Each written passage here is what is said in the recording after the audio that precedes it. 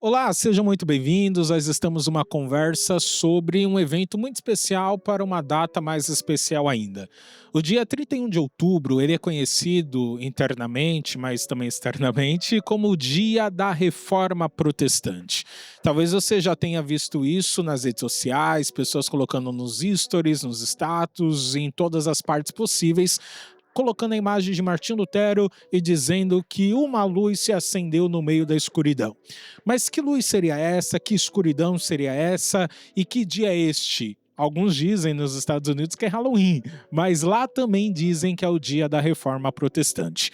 Para entendermos um pouquinho deste dia, a sua teologia, a sua ideia, eu chamei alguns dos meus amigos para falarmos um pouquinho, conversarmos e atribuirmos qualidade para isso. São sempre os mesmos, eu gosto, as amizades precisam serem fortificadas.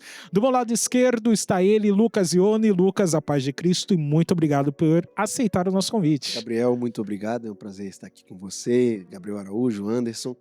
É um privilégio imenso retornar a essa conversa. Tem o quê? Uns 7 meses, né, que a gente Sim, teve a última conversa. verdade. E é sempre bom ter essa conversa com mentes brilhantes como vocês. É um prazer estar aqui. Muito obrigado. Lucas, muito obrigado. Lembrando que o Lucas ele citou uma conversa que nós tivemos sobre o Natal no ano passado e a Páscoa deste ano.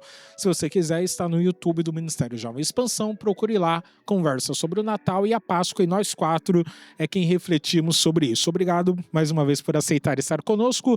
Do meu lado direito, Gabriel Araújo, meu amigo, meu irmão, muito obrigado por aceitar o convite, por estar aqui conosco. Eu que agradeço o convite, agradeço a oportunidade de estarmos reunidos novamente, ainda mais para falarmos de um assunto que para nós foi de uma imensa transformação, ainda mais para o nosso Verdade. momento, nosso ambiente, aquilo que nós vivemos sobre a reforma. E estar com vocês aqui, Nares, Rione, Campos, é fora do comum. É você entrar em uma dimensão que você não pensava pisar e pensar. Deus abençoe vocês, viu? Amém, querido. Obrigado. Obrigado de novo. Anderson Nares é o nosso outro convidado, também sempre de uma forma maestral, pensando conosco. Nares, obrigado por se retirar das suas férias para estar aqui conosco. Veio do Paraná, está aqui conosco. Obrigado. Exatamente. Estávamos em período de férias, mas o descanso não é aqui, né?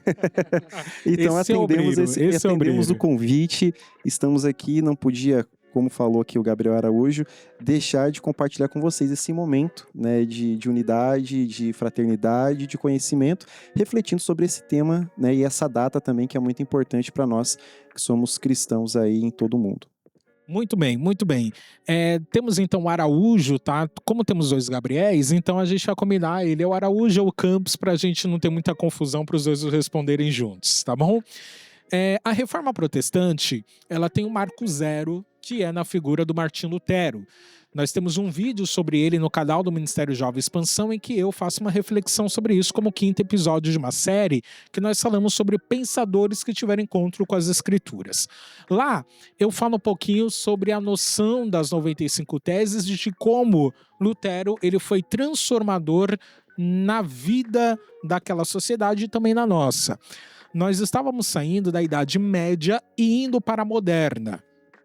Então, Martinho Lutero, ele nasce no dia 10 de novembro de 1483 e ele começa a ser uma das figuras mais importantes. Obviamente que ele não tinha ideia disso, né? Ele não tinha uma percepção total. Mas antes de entendermos Lutero, é importante nós voltarmos algumas páginas atrás, e aí eu vou puxar com você, pode ser, Lucas? Vou puxar contigo, porque eu queria entender um pouquinho como que era essa questão da religiosidade, como que funcionava o mundo no século XIV e XV, que foi antes da chegada de Lutero. Que mundo Lutero chegou religiosamente falando, politicamente falando, economicamente falando? É interessante a gente pensar nesse quesito de reforma, que ela se dá, como você pontuou, num contexto de transição. Finda-se a Idade Média. A Idade Média que ela começa ali aproximadamente em 313 com o Edito de Milão, por Constantino, né? É quando o cristianismo é reconhecido como quase que religião oficial do Estado, e ele perdura mais ou menos 1400 anos, até que finda-se com Reforma Protestante, Renascimento, etc. Renascimento antes Isso, até, né? isso. Só que é interessante a gente pensar que esse período de transição é um período marcado por crises. Thomas Hobbes ele diz que a vida nesse período ela era brutal, né? Ela era detestável. Por quê? Porque é um momento de tantas crises, tantos problemas, já que é uma transição de era. No século XIV você tem a peste negra, Peste né? negra, Isso, peste que negra, dizima verdade. grande parte da Europa, gerando todo esse caos. Você tem também muitas tragédias naturais. Você tem fomes, você tem pragas de gafanhoto, você tem terremotos, você tem tsunamis, coisas do tipo. Carter Lindbergh, no seu livro sobre a Reforma, ele diz que o imaginário popular dessa época era que Deus estava sendo tardio em ter misericórdia do seu povo.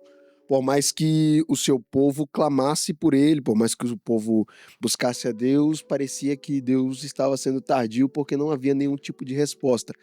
O imaginário popular da época transmitia uma sensação de juízo, transmitia uma sensação de perigo iminente, de que a destruição estava a qualquer momento à porta da sociedade, da população. Tanto que você observa isso nas pinturas. Você tem quadros como A Dança da Morte, O Triunfo da Morte, coisas desse tipo. Por quê? Porque era esse período de transição, ainda mais para a população dos camponeses. O que acontece? O que acontece é que, como tem esses gafanhotos, essas crises, tsunamis, etc., tragédias, guerras, revoltas, você tem um êxodo rural. Você tem uma população que sai do campo para morar na cidade. Você começa a ter, então, uma formação de espaços urbanos, uma formação de grandes cidades. Você tem esse êxodo das pessoas saindo do campo numa procura de uma vida melhor, de uma segurança. Nesse momento de formação de cidade e coisas do tipo, você passa a ter um questionamento. Por que um questionamento? Porque você, na cidade, morando na cidade, tendo alguns tipos a mais de acesso, você começa a perceber que a elite religiosa da época, da igreja dominante, ela vivia num luxo muito grande, enquanto os pobres, o baixo clero, ou até mesmo a baixa nobreza, passavam por fomes, coisas do tipo, crises desse tipo, não tinha nenhum tipo de estabilidade. Quando você olha para o alto clero, papa, bispos e coisa do tipo, você percebe um luxo muito grande. Você tem uma igreja dominante que é dona de grande parte das terras. Saxônia, por exemplo, a região de Martinho Lutero, por mais que hoje a gente fala de Alemanha, na época não era Alemanha, né? A gente se referir a esse tempo como Alemanha seria um anacronismo. Na época era o Sacro Império Romano Germânico. E a região de Lutero era a região da Saxônia. Nesse período, a igreja dominava quase toda a parte das terras, propriedades, etc e tal. Você vai criando uma revolta com isso. Você tem uma população sendo esmagada, você tem uma população com fome, você tem uma população que é separada de alfabetização, não tem acesso à alfabetização, até a religião era pregada, apregoada em latim, para que não houvesse nenhum tipo de uma formação de um pensamento crítico na E época. as pessoas que falavam latino num percentual muito baixo, né? Muito baixo. A verdade. alfabetização alguns teóricos colocam como 5% da população na época, é baixíssimo, né? E você começa a ter críticas quanto à elite religiosa do seu tempo. Tanto que nós vamos ter aí o grande cisma, né, do Ocidente, onde a igreja, o papado é dividido em 2 pontos, Roma e Avilhão, uma região na França. Tudo isso na perspectiva de questionar, de criticar essa forma de governo. Porque sobre o Papa tinha a mentalidade de que o mundo é de Deus e Deus colocou o Papa como vigário do mundo.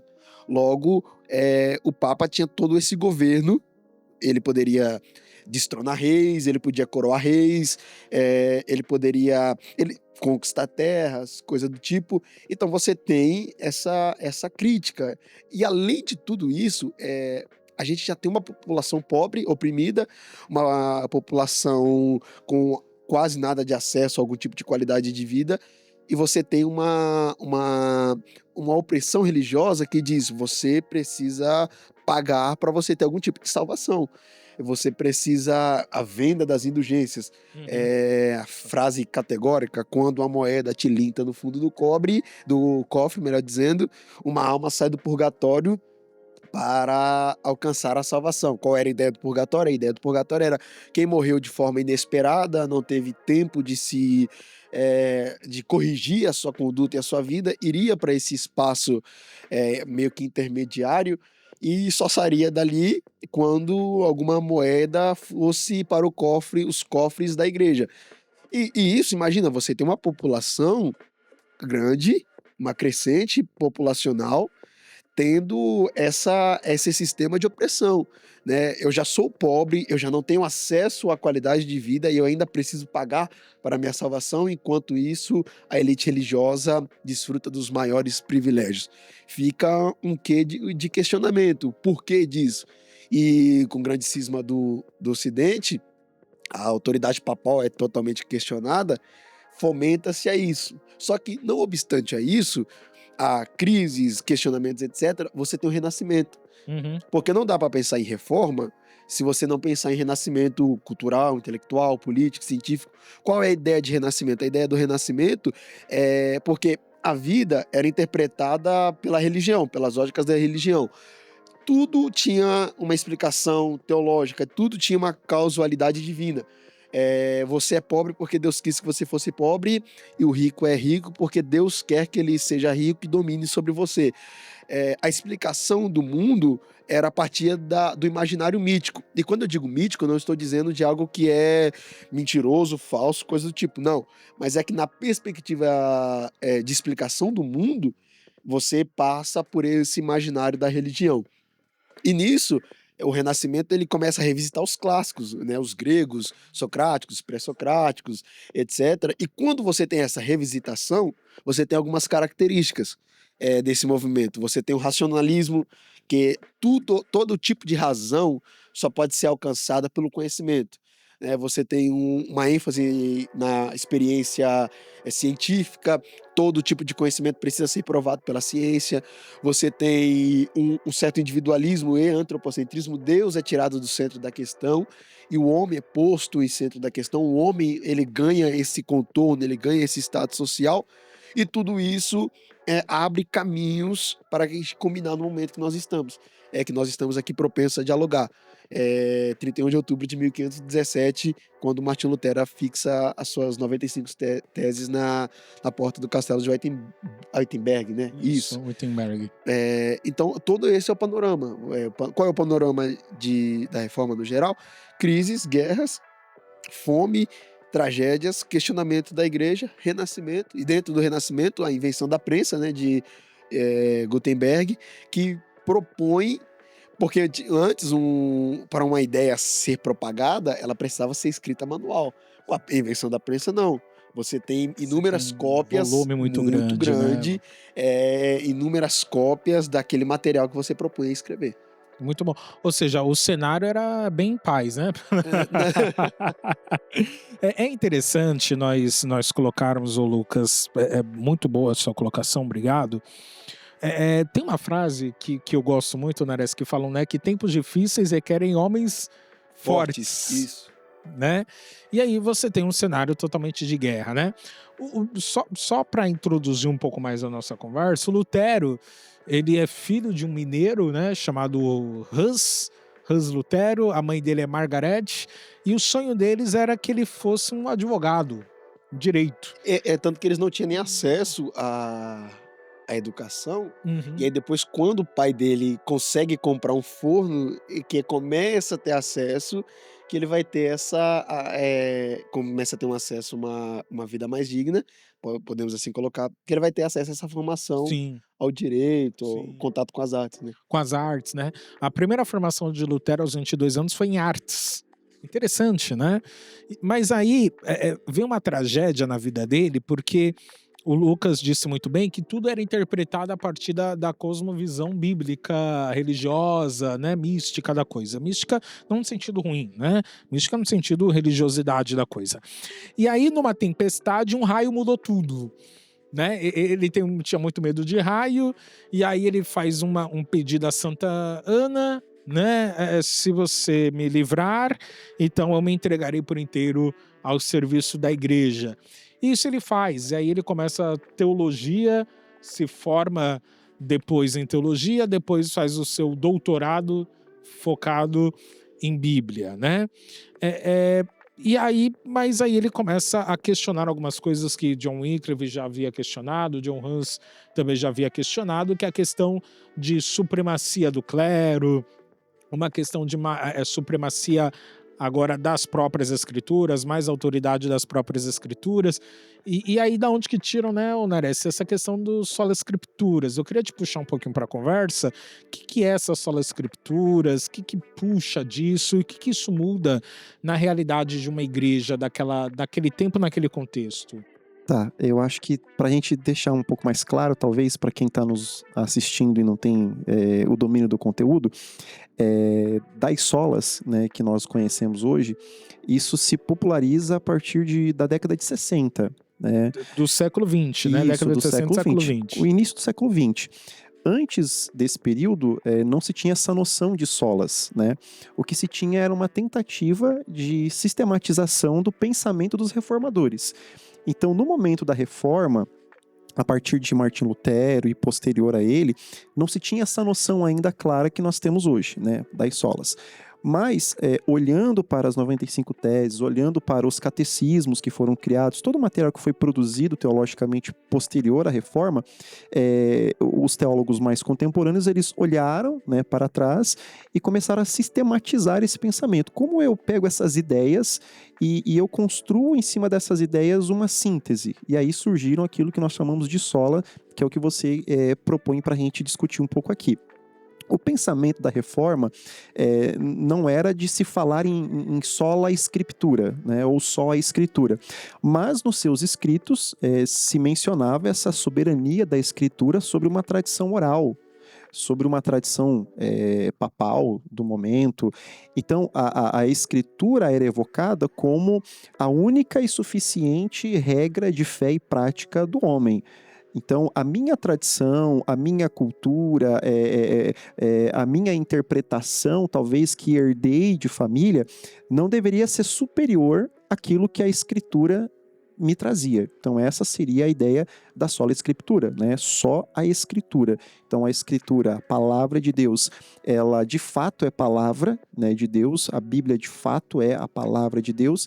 Ela é inerrante, por isso, né, ela é eterna, e aí vem os atributos dessa escritura. Junto com essa ideia de sola escritura, se tem também a ideia da sola fide, que é somente a fé. Porque era trabalhado na época, e eu acredito que um dos desgostos, né, dos reformadores e pré-reformadores era a ideia de que o homem produzia sua própria salvação através das obras, né? Era uma ideia equivocada que até hoje, depois da reforma, a gente ainda encontra por aí, né? Uma ideia de que eu produzo a minha salvação a partir das minhas obras, né? A partir de boas obras, de boas atitudes. Quantas vezes nós não ouvimos aí algumas pessoas dizendo, não, mas a pessoa não fazia mal para ninguém, né? Merece ser salva, colocando e condicionando a salvação a uma obra. Rapidinho, né? Então não é só coisa do século XVI, né? Não, isso ainda persiste, bem né? Pós-moderno ainda, pode se dizer. Essa ideia, ela é uma ideia antiga, mas atual ao mesmo tempo, né? Contemporânea. E aí, a ideia da sola fide, né, somente a fé, é aquilo que Lutero, quando lê, acho que o Araújo vai falar sobre isso, eu não vou dar spoiler aqui da fala dele, é quando ele lê e identifica que a salvação, ela não está condicionada às obras que faço ou deixo de fazer, mas ela é acessada única e exclusivamente pela fé, somente a fé. Não existe uma troca, uma barganha com Deus, não existe algo que eu possa fazer ou que eu deixei de fazer para que isso me leve ou me perca a salvação, né? Então a salvação é adquirida única e exclusivamente pela fé. Uma terceira sola, que também ela é extraída desses pensamentos, né, dos reformadores, é a sola gratia, ou seja, só a graça. Então, a salvação ela é uma obra exclusivamente de Deus. E aí tem um debate de 1500, que até hoje também existe, né, entre o sinergismo e o monergismo, entre uma salvação que é operada por Deus e pelo homem em conjunto, ou somente por Deus. E aí nós não vamos entrar nesse debate, que 500 anos de debate, né, calvinismo e arminianismo, para quem não entendeu o que eu falei, acho que agora ficou mais claro. É uma variante, né? Não é a origem. Não é a origem. É a variante disso. A variante. E aí havia-se essa ideia, né, de que a salvação era algo que eu construía com as minhas obras e eu contribuía para ela. E a ideia da reforma, dos reformadores é somente a graça, né? Porque pela graça somos salvos. E aí a ideia de que é Deus quem desce à terra, como a Escritura apresenta, é Ele quem encarna-se na pessoa de Cristo, é o Cristo que esvazia-se de si mesmo, é Deus que se nivela ao nível do homem para que depois ele possa reconciliar com o homem consigo mesmo. E aí essa ideia de somente a graça, né, ela é também estabelecida pelos reformadores e depois sistematizada posteriormente, né? E aí a quarta sola, né, ou a quarta somente, né, sola Scriptura, sola Fide, sola Gratia, eu tô lembrando aqui, né, solo Christus, né? Somente Esqueceu do Cristo. principal, deixou o principal no quarto. Ok, vamos ver onde que isso vai parar. É para não se perder, né? Então, somente Cristo. A ideia de que, como o Lucas falou, né, de ter um outro ser que fosse um vigário, um representante, um mediador na Terra, uma outra figura além de Cristo, que existisse na época também essa ideia, né, de que alguém poderia perdoar os meus pecados no lugar de Cristo, que era uma ideia também da igreja da época, que foi combatida, a ideia de que somente Cristo é que pode perdoar os meus pecados, somente Cristo é quem pode me salvar, ele é o único mediador entre Deus e os homens. Então, o solo Christus vem para isso, para dar a centralidade a Cristo, devolver o trono a Cristo novamente e a primazia a ele, né? E a quinta e última sola, que é extraída desse período também, é Soli Deo Glória, que é somente a Deus a glória. Junto com tudo isso, eu acho que fecha essa ideia no sentido de que se a minha salvação não depende das minhas obras, então eu não tenho glória no processo, né? Eu não tenho mérito no processo. Se a minha salvação não depende do Lucas, que é um outro representante de Cristo aqui na Terra, o Lucas não merece essa glória, porque este não é um trabalho dele, é trabalho de Cristo, um trabalho divino. Então, somente a Deus é atribuída a glória. E aí, isso não é tão claro, mas de alguma forma isso acaba dentro da igreja luterana, que depois acontece, né? Não foi a ideia de Martinho Lutero criar uma nova igreja, mas isso acabou acontecendo posteriormente, de que na igreja luterana não se tem algumas imagens, né? Não se tem algumas figuras, não se tem alguns adereços, né? Ela não é tão decorada como a igreja católica, já no sentido de não se ter algo que eu possa olhar e talvez glorificar, né? Aquele objeto, Ou minimamente enfim. contemplar, né? Contemplar, né? Eu falei contemplar porque eu acho que contemplação ela é uma outra ideia. Então seria mais uma contemplação seria diferente. A ideia aqui mais é de fato atribuir aquilo algum tipo de mérito ou agradecimento, né? Então essas 5 solas, né, que nós conhecemos hoje, elas se popularizam a partir de 1960 ali, né? Tomam força. Antes disso, alguns teólogos trabalham, teólogos luteranos trabalham a ideia de 3 solas, né? Que é a sola Scriptura, sola Fide e sola Gratia. E aí nós temos isso como importância na igreja da época, por quê? Porque aquilo que o Lucas já deu de pano de fundo, né, tanto social como político, econômico e também religioso, era de fato uma pressão que a igreja exercia sobre a população. E a população não tinha condições nem de uma esperança futura, né? A esperança escatológica daquela população era roubada, porque se eu não consigo exercer uma obra, se eu não consigo ser um clérigo, se eu não consigo dar ali o dinheiro para pagar a minha salvação, né? Se eu não consigo pagar a indulgência, então até a minha esperança escatológica de futuro, ela me é roubada, me é retirada. Então, essas afirmações, né, que são trabalhadas não com tanta clareza naquele momento, mas que são frutos dos trabalhos teológicos da época, trazem ao povo uma esperança escatológica. Esse é o primeiro ponto, né? Devolve uma esperança escatológica. Segundo ponto, né, a sola Scriptura, ela, através da imprensa, que já foi falada aqui, né, as traduções começam a aparecer, então eu tiro daquela linguagem vernacular, que era o latim, que já estava perdido praticamente, e eu começo a traduzir para o alemão, para o francês, para o holandês, né, para as línguas populares ali da época, e a partir disso eu consigo levar essa escritura, né, também para a população. E aqui eu vejo um benefício muito grande, por quê? Porque outrora eu ia para uma reunião numa igreja e eu ouvia uma reunião toda em latim, um culto todo em latim, e eu não entendia. Mas agora não, agora eu tenho acesso à escritura na minha linguagem, né? Eu leio essa escritura, eu consigo interpretá-la, eu consigo entendê-la, eu consigo aplicá-la, e aí eu consigo ter um relacionamento com Deus também mais individual. E aí a gente tem 2 pontos que eu acho que você também pode comentar, e aqui eu já quero encerrar a minha participação para não ficar muito longa nesse momento, é sobre Já os tá, tô termos, zoando, né? tô brincando, continua. Já tá. Sobre os termos religare e relegere, né? Relegere é um termo, ambos são latins, mas é um termo que ele dá mais ênfase à prática da religião no sentido daquilo que se faz em atos ou rituais.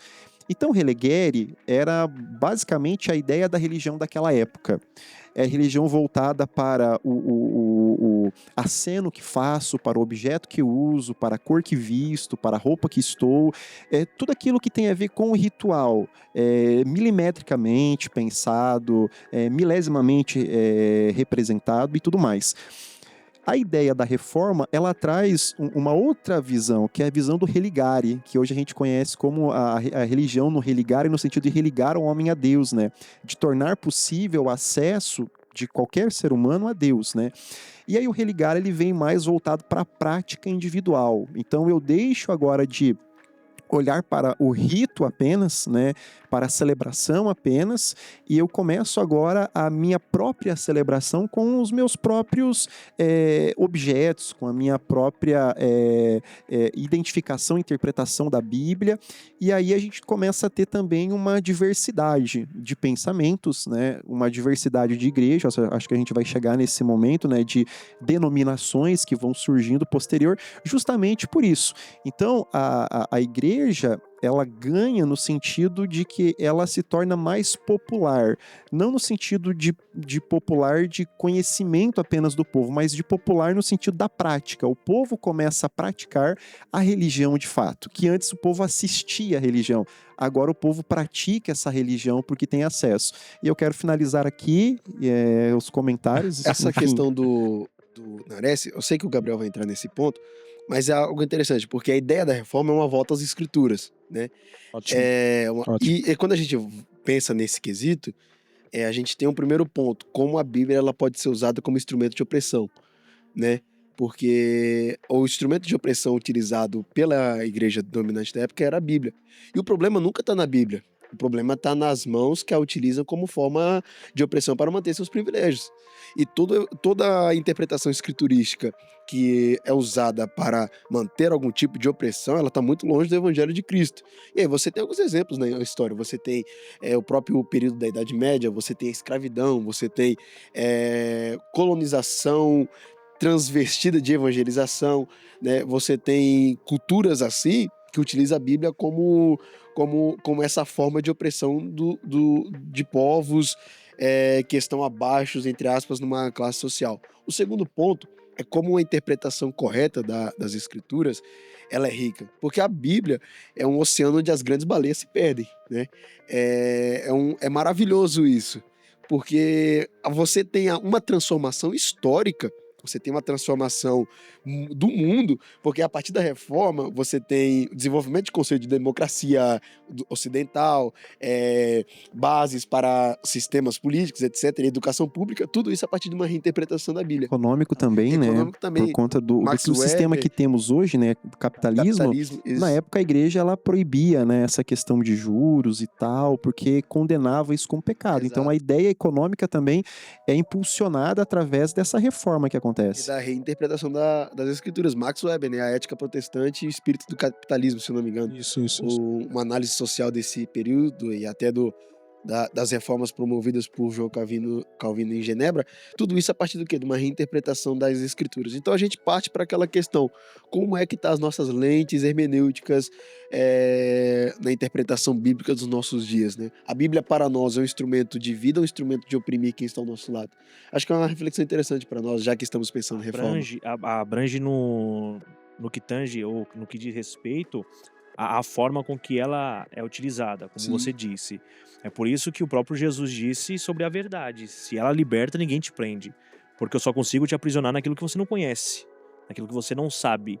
Então, eu te oculto a verdade para que você não saiba para onde escapar. Eu vou pedir pra colocar um pouquinho mais perto, Gabriel. Sim, senhor. Sim, Manda, senhor. manda. Agora continua. Não, então, eu só consigo te privar, só consigo te proibir, só consigo te manipular com base naquilo que você não sabe. Por isso que a reforma foi tão importante, porque as traduções puderam dar acesso às pessoas saberem ou saírem dessa manipulação. Isso é o ponto, acredito, primordial das Escrituras, porque ela é para todos, porque todos serão salvos. A partir do momento que você ouve, em Romanos, Paulo fala que a fé vem pelo ouvir, e o ouvir pela palavra de Deus. Então ela te liberta daquilo que querem te aprisionar. Quando a verdade ela entra a você, chega a você, ninguém te prende. É interessante isso, porque não dá para perceber uma ética cristã ou evangelística numa elite religiosa que priva o povo do conhecimento da verdade. Né? Porque, por exemplo, já que entramos no assunto Bíblia, e eu sei que a hermenêutica e a exegese vai ficar com o Gabriel, mas a Bíblia, o acesso ao Evangelho é para todos. João capítulo 3, Jesus está conversando com um homem, Nicodemos, durante a noite. João capítulo 4, Jesus está conversando com uma mulher durante o dia. Né? Esses dois parâmetros me ensinam, o Evangelho é para todos, homens e mulheres, jovens, crianças, né? E a todo tempo, noite e dia. Que essa aí eu vou anotar, porque minha próxima pregação vai ser isso. Manda, Então, manda, eu manda. não consigo perceber como a não ser como o Gabriel colocou isso, a não ser como uma forma de engaiolar o povo para não romper com os ciclos de opressão. Não tem outro motivo para você privar o povo da verdade. Sim, Oséias, né, capítulo 4, verso 6, o meu povo perece porque lhe falta conhecimento. E continua, e porque rejeitaram conhecimento, eu rejeitarei vocês como meus sacerdotes. Ou seja, enquanto você se priva de conhecer a verdade, porque também tem esse lado, não é só quem te manipula. Se você se priva de conhecer, você também será rejeitado. Então, o conhecimento ele nos liberta dessas amarras de opressão, justamente porque Cristo veio para trazer liberdade aos oprimidos. Ele veio para trazer essa livre ação. Porque quando ele veio salvar, ele deu a escolha ao homem. Porque quando ele liberta o homem do pecado, ele liberta justamente dele mesmo. Para que essa decisão venha a ser tomada a partir do ponto do amor. Eu aceito o sacrifício. É importante a gente lembrar que nenhum teólogo, nenhuma espécie de líder religioso pode ser detentor das chaves do céu ou da interpretação bíblica. A interpretação bíblica, ela não... Claro, a gente tem tradição, a gente tem os pais da igreja, a gente tem uma bagagem eclesiástica, missiológica, interpretativa das escrituras, mas ninguém tem o direito de dizer para o outro, você não pode conhecer as escrituras, porque a escritura está aí, é uma voz que não pode ser calada. Agora eu vou levantar uma pergunta para vocês todos. Eu acho que é o Nares que ele falou menos. O Gabriel, assim, hoje a gente vai fazer diferente. Porque o Gabriel, ele sempre faz pergunta pra nós De e fato. ele nunca comenta, ele nunca responde É muito muita neutro, coisa. né? Não, pra começar, eu Exatamente. tenho o direito de perguntar, porque eu falei pra não bater, vocês estão batendo até dizer. Vocês, vírgula. Não comecei Vocês ainda. estão batendo ainda. Você... Deixa eu já que O Gabriel tá aqui, eu nem abri a Bíblia. Eu nem abri a Bíblia, você não abriu ainda, né? O Gabriel, pra quem não sabe, ele é o garoto da Bíblia aqui, né? Garoto bíblico, Bíblia propaganda. Mas deixa eu fazer uma pergunta. Em relação a essa liberdade, eu posso chamar de liberdade hermenêutica isso? Ou acesso hermenêutico, digamos assim, é melhor? Acesso hermenêutico? Isso. Isso causou alguns Problemas. modernos e Problemas. pós-modernos, né? Você vê em cada esquina aí uma coisa. Já tivemos vídeos de pessoas cuspindo na boca da outra. O som Um camarada do riso, de. na América do Norte. O sorriso, né? E não é Isso, o aquele som do sorrisinho simpático, carismático. É aquela unção do riso mesmo que a pessoa começa a gargalhar, cai no chão, se Porque retorce. só muda a roupagem. Uhum. Mas o método é o mesmo, oprimir, Concordo, aprisionar. Concordo plenamente Porque com antigamente era indulgência, hoje pode ser sal, vassoura. Isso aí tenda. que eu ia entrar. E essa liberdade de cada esquina ter uma igreja com uma hermenêutica própria e com métodos de, muitas vezes, manipulação. Eu acho que isso Me ajude. reflete essa questão de igrejas com suas próprias hermenêuticas, que foge da tradição, reflete exatamente o que a gente está falando aqui. É a fuga da realidade da interpretação bíblica correta, histórica e tradicional. É porque se você tem uma ressignificação do que é hermenêutica para o seu bel prazer, tudo Só deixa eu rapidinho, desculpa. Sem Você problema. continua onde você estava, tá? Só deixa eu fazer uma tradução rápida para quem está em casa. A hermenêutica seria o método interpretativo das escrituras, Isso. né? Só às vezes a pessoa está em casa, ela não, né? Continua, por favor. Igrejas que fazem isso e elas fazem justamente isso na intenção de criar algum tipo de ambiente opressor. Normalmente, uma igreja que desenvolve a sua própria hermenêutica ou a sua própria tradição de ressignificar textos bíblicos, ela faz isso como fuga da realidade para aprisionar quem serve. Isso é característica de seita. Né? Então, novas hermenêuticas, claro, existem hermenêuticas contextuais. Você tem, no século passado, a hermenêutica da teologia da libertação, você tem a hermenêutica da teologia da missão integral, e etc e tal, uma teologia, uma hermenêutica mais voltadas para questões raciais, que são corretas à sua maneira, porque são contextuais. Agora, hermenêuticas que têm a premissa de serem bíblicas, e fogem daquilo que a Bíblia mesmo diz que se contradiz, é característica de seita, e como característica de seita ela aprisiona, ela não liberta, porque ela foge do conhecimento da verdade. Sim, por isso surge aquela famosa frase dos nossos dias, que sai repetindo. É melhor você ir para uma igreja que é mais próxima da Bíblia do que mais próxima da sua casa. Exato. É justamente por causa dessa imensidão de interpretações. Eu acho que essa questão também da hermenêutica, ela parte muito da vaidade dos seus líderes dessas igrejas assim, porque Tá batendo ainda. é o desejo de descobrir uma verdade que ninguém descobriu. Eu lembro na faculdade, eu tive um professor de hermenêutica e ele falou assim, a gente estava numa aula e eu levei assim uma lapada de graça. Ele falou, eu levantei as mãos e perguntei, professor, e quanto texto simples? Ele disse, na Bíblia não existe texto simples, existe texto que você não olhou de forma correta para ele. E aí ele disse assim ainda, se você encontrar algo nesse texto que em 2000 anos de história ninguém encontrou, você é o errado. Então, essa questão de novas hermenêuticas que encontraria a Bíblia parte da vaidade dos seus líderes. Eu encontrei uma revelação. Não, você não encontrou uma revelação, você inventou uma revelação. Isso. Acho que é importante também acrescentar que uma das regras hermenêuticas é a Bíblia interpreta a própria Bíblia. Então, se eu tenho um texto e eu encontro nesse texto uma resposta, uma interpretação, só que esse mesmo texto, talvez, ou essa interpretação que eu extraio desse texto, ela se contradiz com outro texto bíblico, aí eu preciso rever o meu nível, né, o meu esquadro. Logo foi errado. Foi errado. Porque a Bíblia não Isso é se pecado. contradiz, né? A Bíblia não se contradiz. Então, se eu pego um texto, talvez do Novo Testamento, e eu interpreto ele de uma maneira totalmente nova, né? Totalmente fora daquilo que já se pensou em todo esse período de igreja pós-reforma, né? Nem vou falar do período todo, mas pós-reforma. E isso se choca não só com tradição, né, mas isso se choca com próprios textos bíblicos, então eu preciso rever o meu conceito que está equivocado, né, porque a Bíblia, a primeira regra hermenêutica é que ela interpreta a si mesma, né. Então, falando de hermenêutica, eu tenho liberdade para abrir um texto bíblico e interpretar como eu quiser. Agora, se de fato isso é correto, é a verdade, aí já é outro ponto. Eu acho que o que a gente tem vivido hoje é justamente isso. São pessoas que vão para a Bíblia, leem a Bíblia, interpretam a Bíblia sem nenhum preparo, sem nenhuma ferramenta hermenêutica, sem talvez nenhum domínio da própria língua, do português que temos, né? E aí acontecem problemas gramaticais terríveis, né? E foi bom que vocês tocaram nesse assunto, né? Eu sempre falo isso, porque de fato é algo que a gente precisa, em primeiro lugar, entender. Precisamos dominar a língua que vamos ler a Bíblia para fazer uma leitura primeiro correta do texto, para depois pensar em hermenêutica desse texto. E aí depois pensar numa Mas contextualização. Você gosta de jogar balde frio nas pessoas, Ares. É isso que você gosta de fazer. Porque a democratização da leitura bíblica, ela é maravilhosa, isso é fato. Só que ela abre espaço para essas interpretações. A gente passou no jornal de grande porte de um pastor que estava interpretando Oséias. Oséias totalmente. Oséias.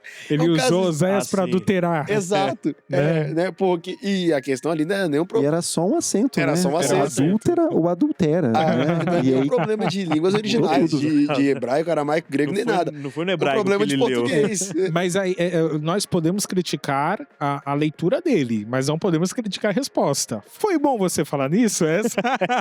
Até bom você perguntar sobre isso. Claro que aqui Vixe. não é criar nenhum tipo de elitismo teológico. Claro, né? claro. Mas Bom, um alerta muito grande, porque como é que anda a nossa lente de interpretação, ou não só de interpretação, mas o nosso português também. e eu acho incrível aquilo que o Billy Graham falou, né? Que a Bíblia ela é mais atual do que o jornal que vai sair amanhã. Uau. Então, pensando nisso, eu não posso também ler a Bíblia só com um óculos retrô, né? Como eu li há 100 anos atrás, como eu li há 500 anos atrás, eu preciso olhar para a Bíblia e ela vai responder às nossas necessidades atuais também. Então, eu preciso ter esse entendimento, né? E se não acabar, talvez, precisando de uma nova reforma, né? Por quê? Porque eu continuo lendo textos e aquilo que foi falado aqui, eu continuo aprisionando pessoas em ideias que talvez já foram superadas, né? Eu acho que um dos maiores problemas do nosso tempo é o que o James K. Smith propõe no seu livro sobre o tempo, é que nós sofremos de um problema chamado descronometria. Nós não conseguimos ler o nosso tempo, nem interpretar onde estamos. E quando a gente não consegue interpretar ou entender o nosso tempo, nossa leitura bíblica ela fica manchada pelas nossas lentes. Né? As nossas lentes acabam ficando sujas e manchadas e a gente não consegue contextualizar o texto para o tempo que nós estamos hoje. Isso aqui nem muda a mensagem. É só ter uma compreensão do que o texto me diz para hoje. Exato. Romanos 12, 2, né? Mas transformai-vos pela renovação do vosso entendimento. Aí eu leio a Bíblia com as lentes do passado e fico lá.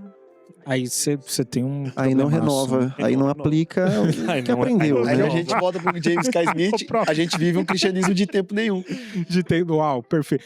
Deixa eu fazer uma pergunta geral. E aí agora vocês. O coração do precisaram Gabriel ser tá rápido. queimando ali pra Não. fazer uma exegese. Nós mas já estamos você quer aqui fazer pra uma isso. exegese, né? hermenêutica. Já Mas falamos Gabriel, o tempo não nos espera. Não, já o falamos tempo o é inimigo. essencial. Já diria grandes pregadores do passado das nossas igrejas. O tempo, o relógio é Não é inimigo do povo de convertido. Deus. Não é? O relógio não é. O relógio não é Não é convertido. cometido. E vocês precisam me passar essas frases. Vocês De efeito, precisam. Não, eu anotei algumas com o Gabriel ali já. Por favor, me passem. Qual é a grande ajuda, a grande lição, de forma rápida, tá, gente? Que a reforma traz para os nossos dias, tanto para vocês como para o ambiente que vocês estão inseridos. Quem começa aí? Ione? Eu ia apontar o Nares. Eu já tava puxando o microfone É, o aqui Nares já. já Ok, tá, vai lá, eu Nares, vou vai lá. ensinar o que vocês Coisa falaram. rápida, Melhor Nares. ser o primeiro.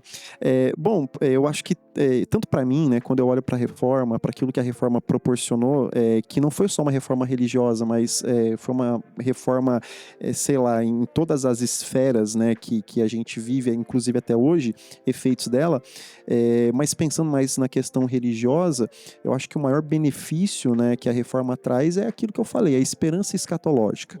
Se aqui na Esperança Terra, talvez, eu tenha sofrimentos, eu passe privações, eu tenha necessidades, eu não consiga evoluir, crescer e atingir, talvez, aquilo que eu sonho, atingir aquilo que eu vejo na internet, né, e tenho como ideal de vida, mas a esperança escatológica não me é tirada, não me é tolhida. Ela está disponível. Então eu tenho ainda uma esperança, não nessa vida transitória e passageira, mas numa vida eterna. Então acho que, para mim, o maior benefício que a reforma trouxe é devolver, né, ou estabelecer, de fato, essa esperança escatológica para todos. Ok, próximo. Posso? Por gentileza. Só para Tirando para o ímpar. Só para antes, ser breve, só para ser breve. O clarear, né? A reforma, ela clareou ou abriu os olhos daqueles que estavam perdidos à verdade. Porque aquilo que a Bíblia fala, como por exemplo, foi no livro de Romanos que a mente de Lutero foi iluminada. Antes disso, Agostinho, ao ler, se converteu. Porque a Bíblia, ela já traçou o rumo. Nós já temos um final, como o próprio Billy Graham disse, eu já li o final e vai dar certo. Então o problema está aí. Enquanto muitos pegaram a Bíblia como ferramenta para impor os seus desejos ou o seu domínio, a reforma ela veio para clarear a mente, dizendo é a graça por meio de uma fé, porque o que nos salva é isso. Então, o maior ponto, ou ponto alto, na minha opinião, sobre a reforma é justamente isso, abrir os olhos daqueles que estavam, pela força, cego.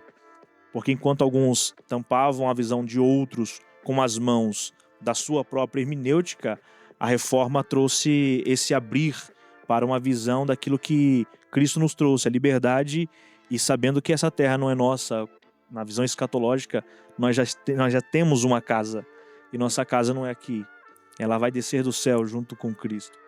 Então abriu nossa visão para o futuro. Eu acho que a contemporaneidade da reforma, podemos assim dizer, ela está muito ligada com o pentecostalismo, né?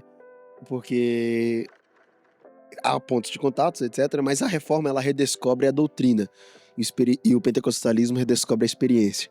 Você tem séculos de apagamento do Espírito Santo na teologia da igreja, e quando você pós-reforma, você tem movimentos, como você tem o Wesley, você tem os morávios, você tem outros movimentos. No século passado você tem o pentecostalismo em si, como movimento e como pentecostalidade no sentido de redescobrir a espiritualidade. E quando você junta os dois, eu acho que o ponto de contato mais lindo entre pentecostalismo e reforma é a ênfase na autoridade das escrituras. Nós, como pentecostais, fomos taxados por muitos anos como aversos ao estudo bíblico, teológico, inimigos do estudo do texto escriturístico, mas não, porque para nós pentecostais, toda experiência é subordinada à escritura. Se toda experiência é subordinada à escritura, a escritura está acima de tudo, é princípio como o Nares colocou, só a escritura, né? É um dos pontos de contato mais interessantes. E diante disso, com esse ponto de contato, outro ponto de contato que eu percebo também é a questão missiológica, que a reforma ela abre esse ensejo missiológico, e é um ensejo que se mantém ao longo do pentecostalismo em suas expressões. Você tem no Brasil, por exemplo, no início do século passado, quando o pentecostalismo chega no Brasil, onde populações carentes não tinham acesso ao contato com Cristo das Escrituras, igrejas históricas estavam fomentadas, desenvolvidas em grandes centros urbanos. Você tem um pentecostalismo que rompe com essa estrutura social e visita segregados, periféricos, as margens, as periferias da vida, rompendo esse ciclo, dando voz a esse povo, trazendo esse ensejo de que todo o povo merece ser alcançado. E a gente volta ao ponto, isso também é escritura. E tipo, todo mundo pregar o evangelho, todo mundo. Eu acho que são pontos de contatos para nossa pensar a contemporaneidade da reforma. Muito bom. Gente, eu gostaria muito de bater este papo. Acho que foi um tempo muito curto até diante da expansão conteudista que temos. Mas nós temos chefe, a Bia tá bem aqui na minha frente e já mandou eu cortar Toda a aqui. produção. Toda a produção Coração aqui já pelo olhando bem marketing torto, hoje. né? Mas eu acho que nós conseguimos trazer algumas noções bem interessantes, históricas, culturais, teológicas, interpretativas. A hermenêutica dominou bem o assunto, né? Ali pro meio, pro final, foi muito bom ouvi-los. É sempre uma honra e um privilégio estar aqui com vocês. Bom, agora nos resta agradecimentos. Quem quer agradecer primeiro? Talvez. Obrigado. Talvez, obrigado, né? Mas eu gostaria de agradecê-los. Obrigado. Quem começa, quem não começa. O Nares é Posso- poucas palavras. Eu fui o último a ser apresentado, então quero começar aqui agradecendo. Posso? claro. Acho justo. Os últimos serão os primeiros, Serão os né? primeiros, tá bom. Então, Gabriel, obrigado pelo convite, né, que me foi feito.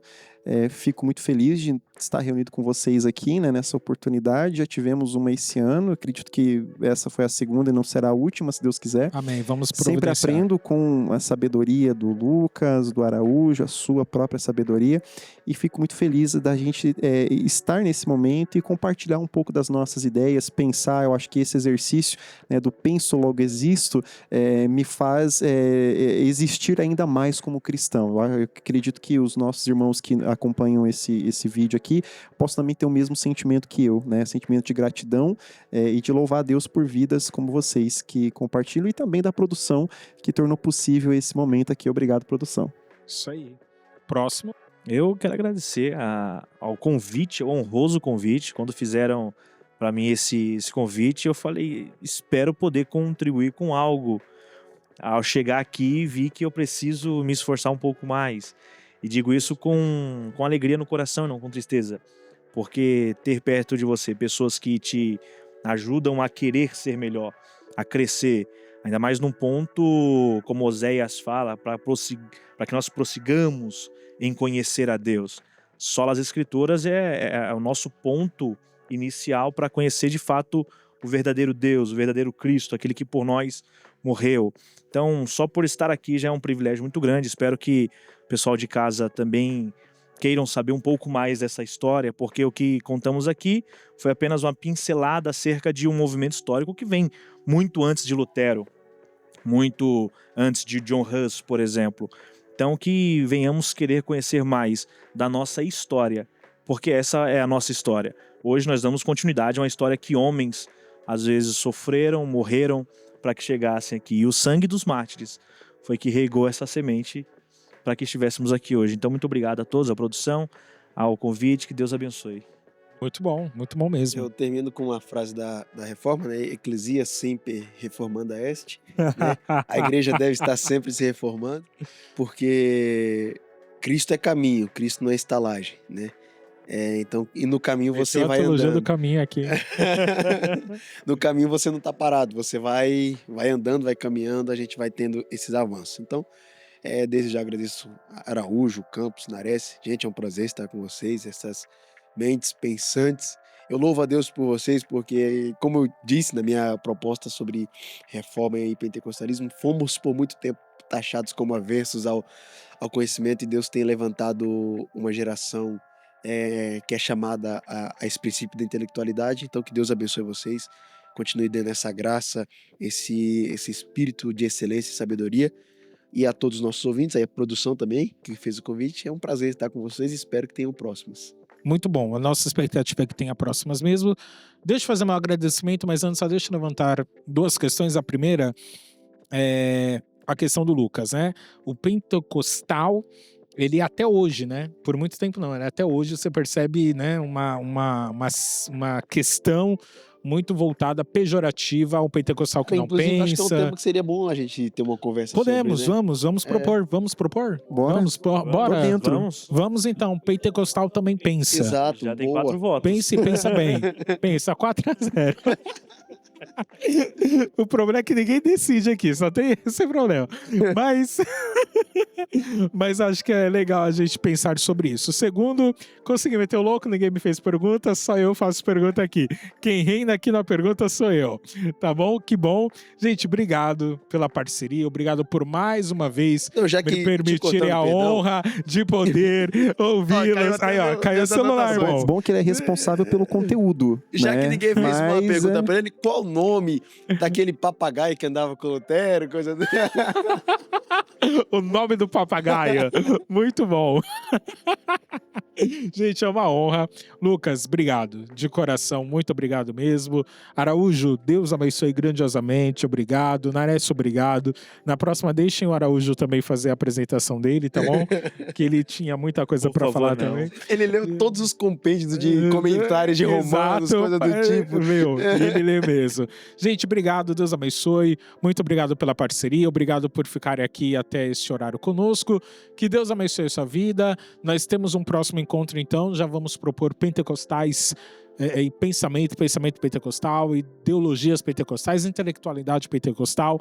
É algo que muita gente acredita que não existe, mas existe, e nós queremos propor uma argumentação, um diálogo em cima disso. Deus abençoe. Daiele, você é o amor da minha vida, eu te amo. E obrigado a todos aí da Igreja Deus Amor pela primeira vez no canal da Igreja Deus Amor. Parabéns, viu, gente? A igreja nos chamou pra isso. Só o Gabriel mandou um abraço, o Nares. Não, só eu posso mandar. Só eu você? posso mandar. Combinado. Eu nunca tenho poder. Quando eu tenho que oprimir os outros. Quando eu editava os programas dele do Expansão, eu pensava, será que eu edito, tiro essa parte? Não acho justo. Que maldade, que maldade. Mas não eu deixei pague com a todos, mesma todos. moeda. Obrigado. É que eu tenho meus 5 minutos de poder, eu tento utilizá-lo pra oprimir alguém. Gente, Deus abençoe, forte abraço a todos vocês, sintam-se abraçados e nós vamos voltar pra conversar, tá bom? Deus abençoe a produção também, é claro, que nos chamou, que nos confiou, obrigado, tá bom? Agora sim, agora pode desligar a câmera, agora sim.